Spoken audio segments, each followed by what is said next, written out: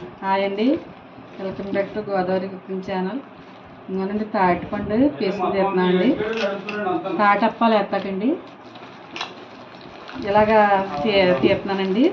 అంటే పేసు ఇక ఏమి తోకలు గట్రా ఏమి రావు. చూడండి పేసు ఆల్రెడీ తీసాను. పేసుని చూడండి ఎలా వచ్చిందో. అప్పుడు కూడా మీకు చూపిస్తాను.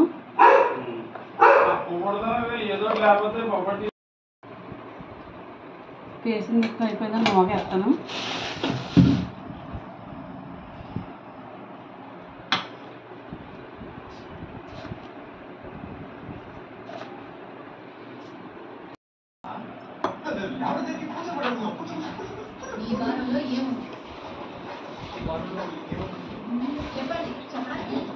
ఈ అప్పాలకి ఇడ్లీ నూక వేసుకోవాలండి. ఇడ్లీ నూక వేసాను.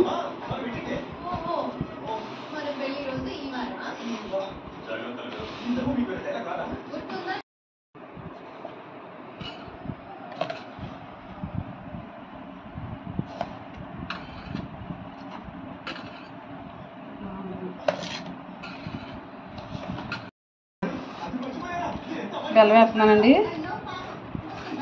బెల్లం బాగా కరిగేదాకా బాగా కలుపుకోవాలి. నిల్వ కూడా ఉంటుందండి. ఇడ్లీ నొక్కతో వేస్తున్నాను.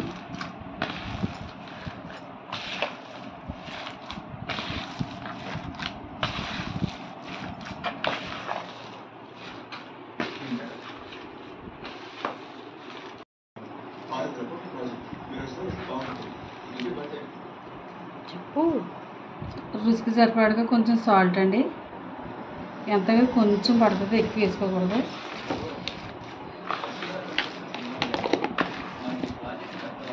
బాగా కలుపుకోవాలి.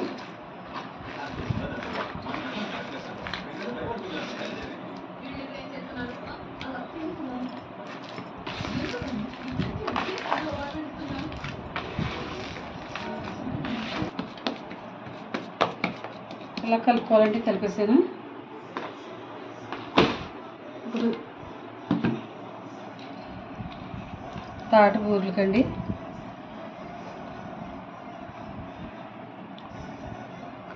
ఒక కప్పు గోధుమ పిండి వేసానండి. కొంచెం బెల్లం పొడి సగం గ్లాసులో సగం.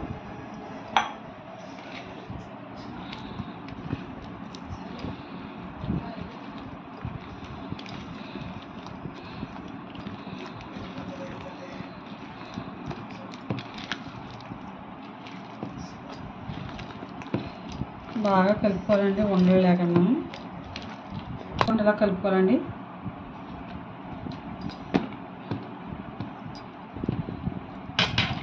పోగానే పక్కన పెట్టచ్చండి. ఇది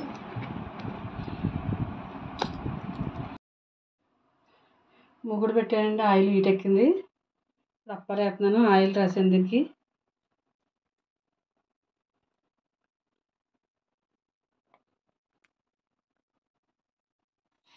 అవునండి, కాగింది.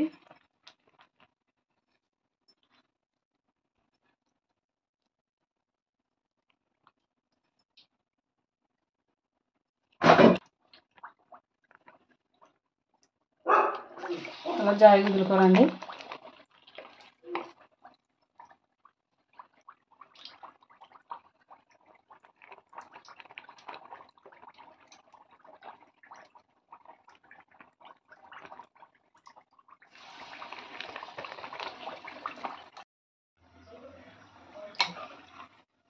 చూడండి ఏగిని ఇంక కలర్ వచ్చేదాకా వేపుకోవాలండి. వేపుతున్నాను. బాగా నల్లగా ఉన్న పోగవండి. ఈ కలర్లోనే తీసుకోవాలి.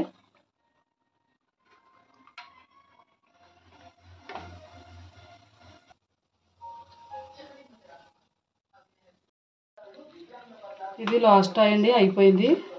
ఇది ఏంటంటే అండి, ఇడ్లీని ఒక ఎత్తే నిల్వ ఉంటుంది.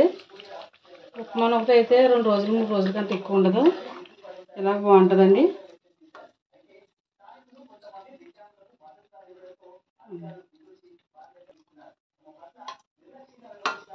చూడండి ఇలాగే ఎగాలండి.